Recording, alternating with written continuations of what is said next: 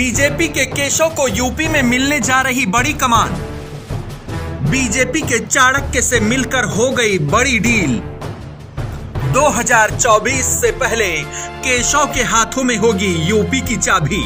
उत्तर प्रदेश के सियासी पटल पर पॉलिटिक्स में परिवर्तन की चर्चा तेज हो गई है।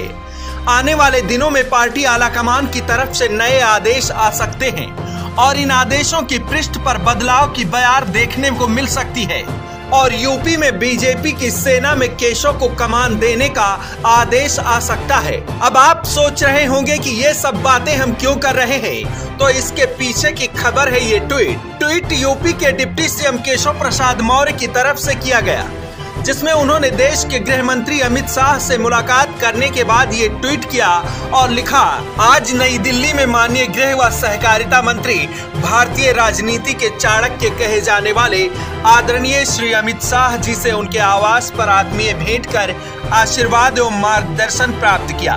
भेंट हेतु अपना बहुमूल्य समय प्रदान करने के लिए आदरणीय गृह मंत्री जी का हार्दिक आभार। केशव प्रसाद मौर्य के इस ट्वीट के बाद सियासी गलियारों में चर्चा तेज हो गई है। चर्चा इस बात की कि आखिरकार केशव प्रसाद मौर्य अमित शाह की मुलाकात के मायने क्या हैं। दरअसल 2024 के लोकसभा चुनाव से पहले यूपी संगठन में बड़े बदलाव की चर्चा है। इसके लिए पिछले दिनों संगठन के राष्ट्रीय महासचिव बीएल संतोष और यूपी प्रभारी राधा मोहन सिंह 2 दिवसीय दौरे पर लखनऊ आए थे और 2 दिन तक पार्टी कार्यकर्ताओं के साथ मंथन के बाद दिल्ली को रिपोर्ट सौंपेंगे, जिसके बाद इसी रिपोर्ट के आधार पर यूपी में 2024 के रण के लिए रणनीति बनेगी। इसके लिए सबसे खास माना जा रहा है बीजेपी के चाणक्य अमित शाह को, जिनके हाथों में 2024 में संगठन की चाबी होगी। यूपी में भले ही आलाकमान की तरफ से कोई आधिकारिक ऐलान न किया गया हो, लेकिन आने वाले दिनों में संगठन कुछ नए चेहरों को शामिल कर सकता है। चर्चा इस बात की भी की जा रही है कि मकर संक्रांति के बाद यूपी बीजेपी प्रभारी का बदलाव किया जा सकता है। फरवरी से पहले यूपी में नए प्रभारी का ऐलान किया जा सकता है, क्योंकि दिल्ली में 16-17 जनवरी को होने वाले राष्ट्रीय पदाधिकारियों की बैठक में ये फैसला किया जा सकता है। ऐसे में केशव की अमित शाह के साथ हुई मुलाकात को इसी बात से जोड़कर देखा जा रहा है। केशव प्रसाद मौर्य की संगठन में अच्छी खासी पकड़ मानी जाती है। उन्हें पीएम मोदी और शाह का करीबी भी माना जाता है।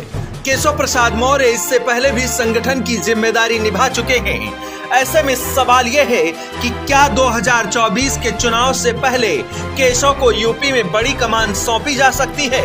हालांकि केशव प्रसाद मौर्य को लेकर इस तरह की चर्चाएं 2022 के चुनाव से पहले भी उठी थी, जब यूपी बीजेपी के नए कप्तान का चुनाव होना था। उस वक्त भी केशव प्रसाद मौर्य की केंद्र से नजदीकी और दिल्ली दौरों को लेकर कई तरह की सियासी चर्चाओं ने रफ्तार पकड़ी थी। वहीं मिशन 80 को लेकर रणनीति तैयार कर रही बीजेपी किसी भी तरह की गुंजाइश छोड़ने वाली नहीं है।